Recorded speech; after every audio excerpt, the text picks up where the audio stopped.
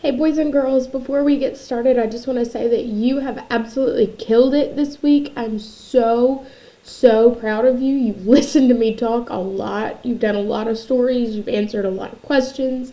You've done word sorts and new word spellings, and I'm just super proud of the way you've tackled it.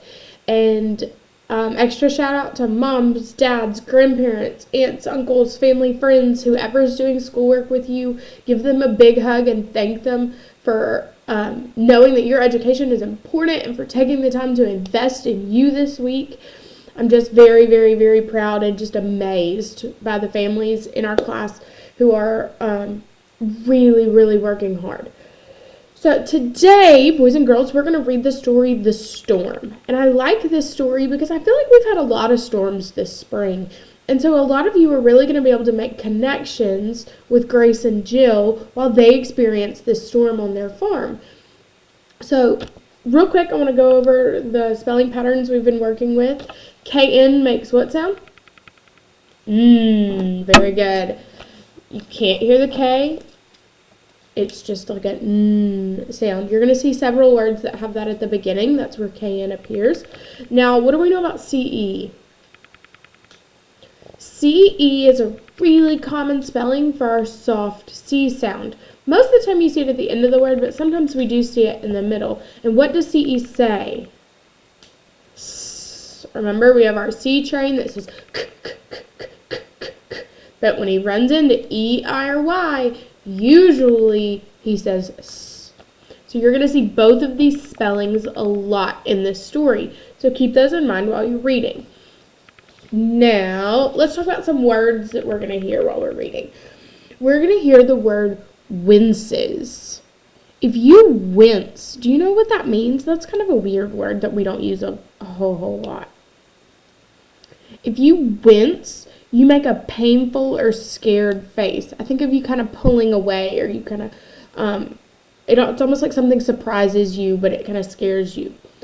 You're also going to hear the word scamper. If you scamper, it's another verb. You run or move quickly.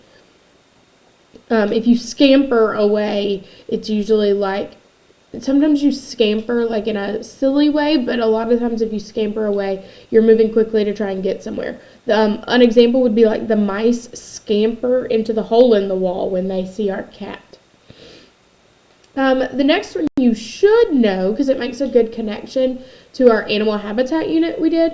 What is shelter? It's a noun. What does it mean that you need shelter? Right, shelter is like somewhere to cover yourself. It's like a house, or for animals, it's wherever they make their home. It's a place that covers or protects people and animals. In really bad storms, it might say people need to take shelter. That means that they need to go in somewhere where they'll be safe. And then we have one phrase I want us to talk about today. You're going to hear the phrase blocked out in our story today. And if you block something out, it means you cover something and it can't be seen. I think of an eclipse. An eclipse is when the sun or the moon is blocked out by something else in space. If I blocked out the light in my room, I covered up the light with something. So something during our storm is going to be blocked out.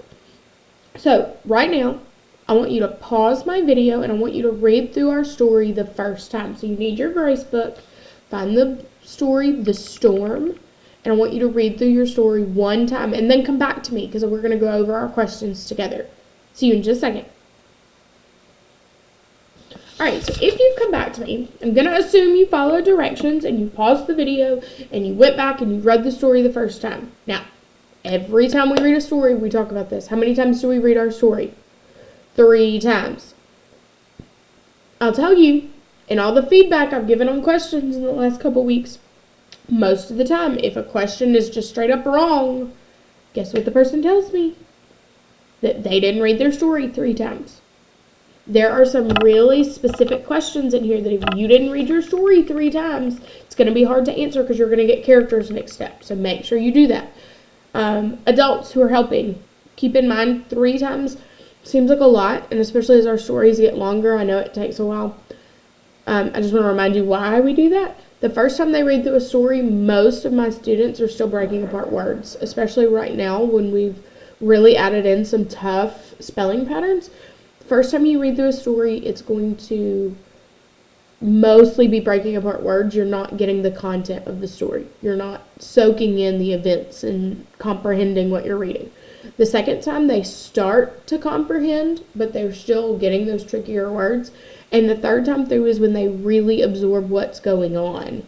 And also, just because it's something that parents are usually interested in, repeated reading like that really instills sight words and starts to build that sight word bank, and it increases their fluency. So it's just a good practice to have even when they're reading for fun and for pleasure, at least with short books. I hope you're doing it some when you're reading on Epic. Shout out to all my friends who are doing awesome on Epic, by the way. Okay, sorry, tangent. Let's go to number 1.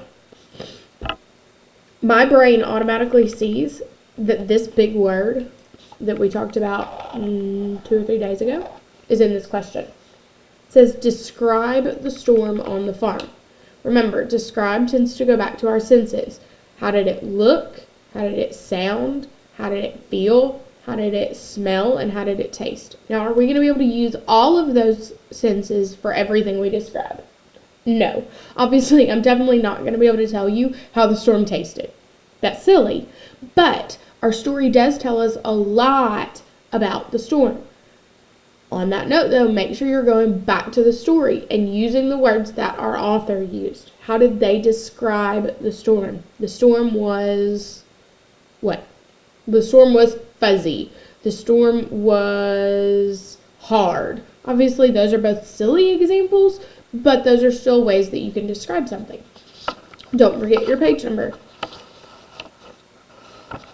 All right. Here is where some of you are going to mess up because you aren't going to slow down and think about who this is talking about. Did Grace like the storm?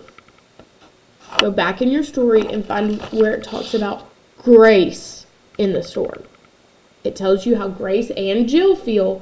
This question wants to know about Grace.